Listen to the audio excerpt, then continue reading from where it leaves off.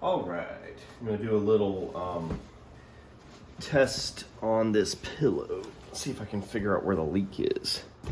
Got it blown up pretty tight.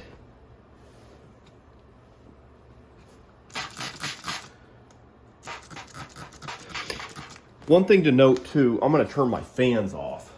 When I go to look for leaks, I kind of do a bunch of different techniques. One of them is I'll turn all my fans off and just listen. And then I'll also like feel with kind of my wrists and also like against my face and lips. And it seems like those are the areas where I'll usually feel if there's a leak, because they're kind of like a pretty sensitive spot on. Oh, I think I hear something actually. I moved this corner. Yeah. That can happen too, where you get like a pinch in the material and it seals itself off, and then if you move it, it can open up. Let's see if I can figure out where that is.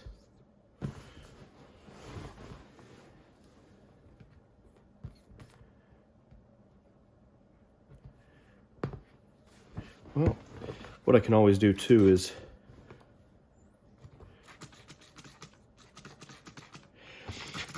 sometimes if you get a hole that's pretty high velocity, like, you know, putting out a lot of air, sometimes, oh, I feel it.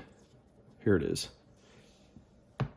Sometimes it'll just blow the soap away and you won't. See, I feel it, but I'm not getting any bubbles. That's a good example. So like sometimes if you get like a strong enough leak, you won't get bubbles because it just blows the soap away. But watch this. So like if I get enough soap in that area, and if I kind of move my finger around, there we go. So my finger is kind of like helping to hold the soap over the hole, because the hole's got like too high of a velocity. Another thing you can do is you can use a rag.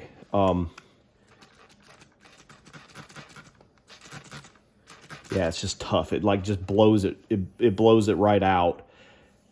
Most of the time, if you have a smaller hole, then just spraying it will work. But I can kind of see, I think that what's happening. Let me see if I can get my needle under here.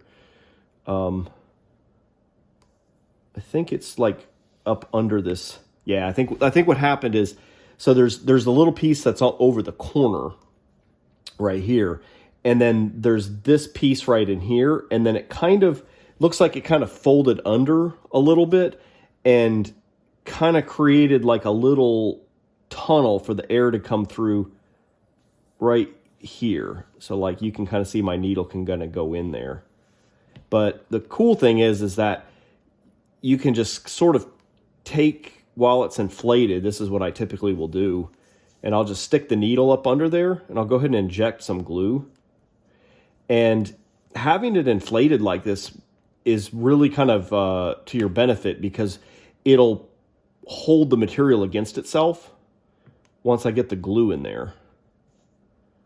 So it'll help to kind of seal it and pinch it together. I'm just kind of getting it all up in there.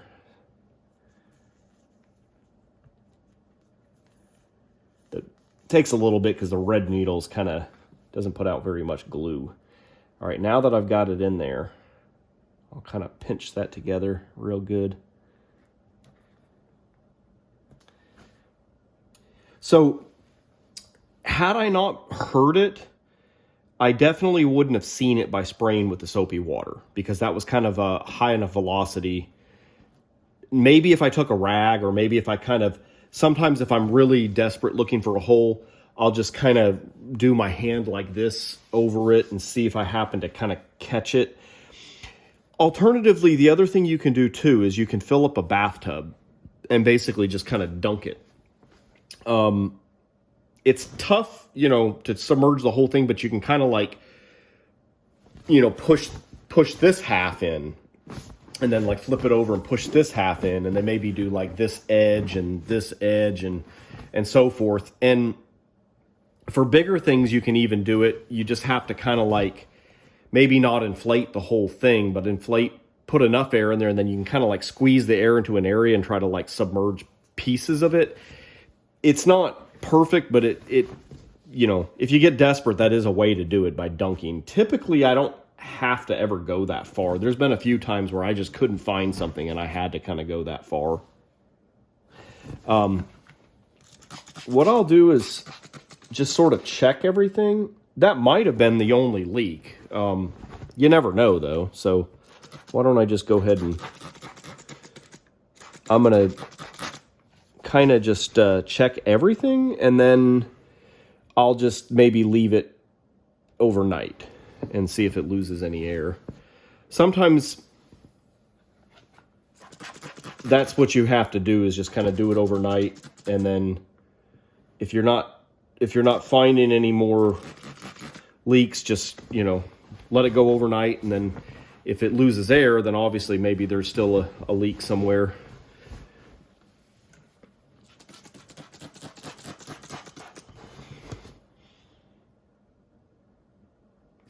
I think I might have something here, maybe.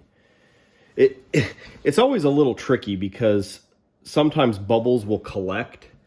Like I saw some bubbles here, and it looked like they were actually forming, but I guess not.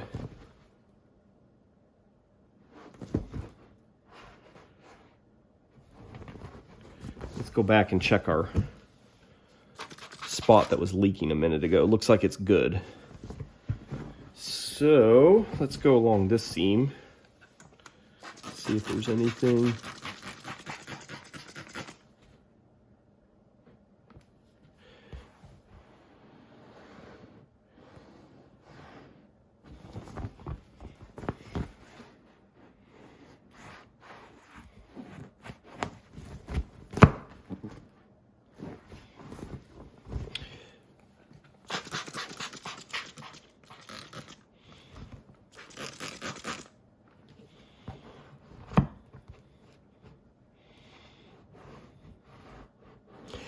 I need to actually update the video. I have a technique that helps to prevent this this kind of where it gets stuck together.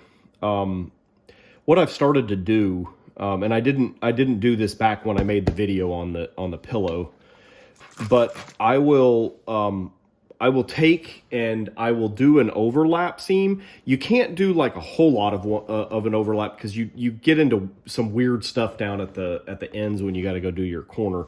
But what you can do is, if you do just enough of an overlap, I'm talking like 1/8 of an inch maybe, just enough to get it stuck there, then you can come back over and put a strip of material. And when you do that tiny overlap, at least it just holds everything in place. And then when you come to do your strip, it's glued together so that you don't end up with the glue getting down in there and then getting stuck to itself. That's a technique when you go to do the next project, the beach ball shorts. I use that technique in there when I do like the leg holes and the waist hole, the waist opening seam. But yeah, I probably need to update that on the pillow. I haven't actually tried it yet, but I'm sure. Oh, got another small leak here. This one at least is showing up. This one's a real small one. This one's showing up just with spraying it. And so these are real common where this one is. It's basically just wherever you've got like a couple different things overlapping. It's real easy to get. I gotta try to figure out where this is. If it's under, okay, there it is. It's under just the little corner piece. I'll just kind of put some glue. I'm not exactly sure where the air is coming from. If it's coming from up here, we'll just kind of fill all this in. And what I'll do is I'll go ahead and inflate this back up once I'm done, and that way it's tight, and it'll keep all these newly glued areas, kind of keep the material pressed against itself. The good thing about this glue is that it's waterproof. It doesn't technically like the soap, but I don't have a ton of soap in there, just enough to kind of get bubbles. Doesn't seem to bother it too much since it's a pretty diluted thing. I definitely have run into problems though with like too much soap and then the glue not wanting to stick. But yeah, luckily this glue, they design it so that you can actually do like repairs underwater in a swimming pool, like if you're doing repairs on a vinyl liner. So it's just pretty cool stuff. Doesn't really mind being wet, which makes it great for when you're doing this stuff because you can just kind of fix as you go. Is that just the one? I think that's the one I just did, isn't it? I don't know. Maybe not. Yeah, I think, yeah, this is the one I just did. I just saw some more bubbles. Must have not got it all the way. Oh, I see. Okay. It wasn't the overlap, actually. There was one little spot under the actual, like, seam. There we go. Just enough. Like, I can't even wiggle my needle back and forth much. There was just, like, a little tiny spot that I could get into there. I'll bet that's all it is.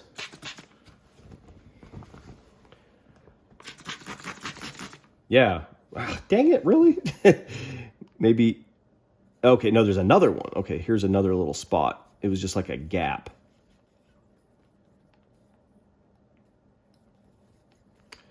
That's easy to do when you're gluing. Sometimes you glue a section and then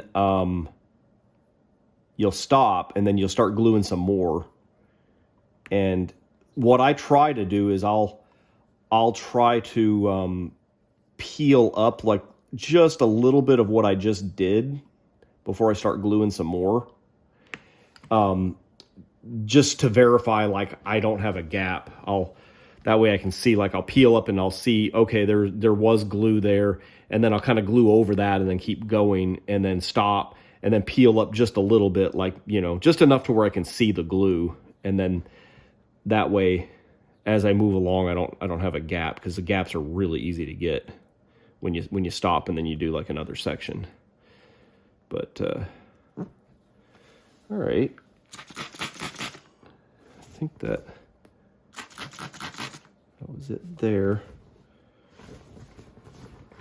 Sometimes this material's not, it's just like kind of a little transparent, but almost not enough to really catch. Sometimes we'll work with like some of the clear vinyl, and you can really see like if you have a gap or something. But unfortunately, most of the time we work with materials that are not clear, so it's not as easy to catch. But I think that might be it.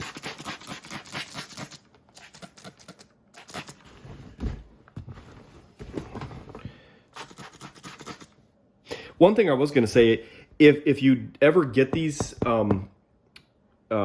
pieces that are kind of stuck together and if it's bugging you, you can actually take a hairdryer and heat that spot up. Like after, you know, it's glued and it's dried, you can heat it up, and then just having a little bit of that heat, or the heat gun, but just heat gun, you'll want to probably come like maybe 8 inches away or so. Hairdryer, you can get right up on it. But heat it up a little bit, and then you can kind of grab a hold of both sides, and then you can kind of just slowly like peel, and that'll actually pop apart. So anyways, I'm probably not going to worry too much on this one. The only time it can be a problem is like if it's jagged, like if it's real wavy where the stuff is stuck, then when it inflates, like where the peak of the wave is, it can, once the material starts pulling, when it inflates, it can kind of create a stress point, and you can end up with like a tear there. But it looks like most of your stuff is it's fairly gradually changing, like as it goes along. So I don't really think that there's you know, that's you can kind of see there, it's a little bit, but it's not really enough, I don't think, to worry about. So I'm going to go ahead and inflate this again, and we'll let it go overnight and see if it loses any air. Nice job.